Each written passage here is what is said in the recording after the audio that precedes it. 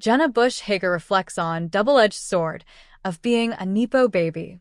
The Today with Jenna and Friends host was 7 when her grandfather became president and 20 when her father took the same office.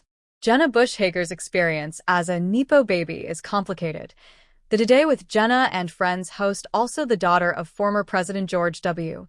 Bush, opened up on her Wednesday, February 19th, broadcast about coming from a prominent family and what that meant for forging her own path. Being a child of fame has a lot of layers to it, she said. Bush Hager and her twin sister, Barbara Pierce Bush, were 20 years old when their father was sworn into the highest office in the country, and only 7 years old when their grandfather George H.W. Bush assumed the same office in 1989.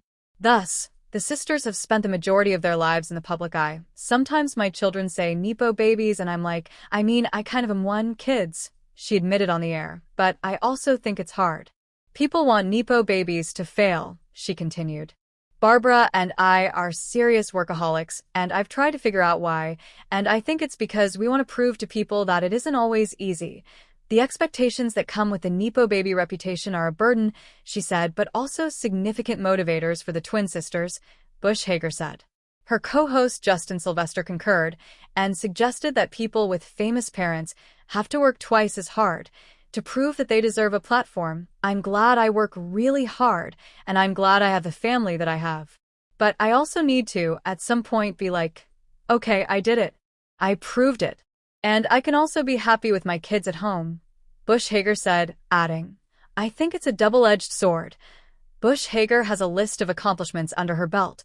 In addition to her long-standing position on the Today Show, she's also worked as a teacher and authored a number of children's books. When she was first offered a job at Today as a correspondent, Bush Hager wasn't sure she wanted to take the position.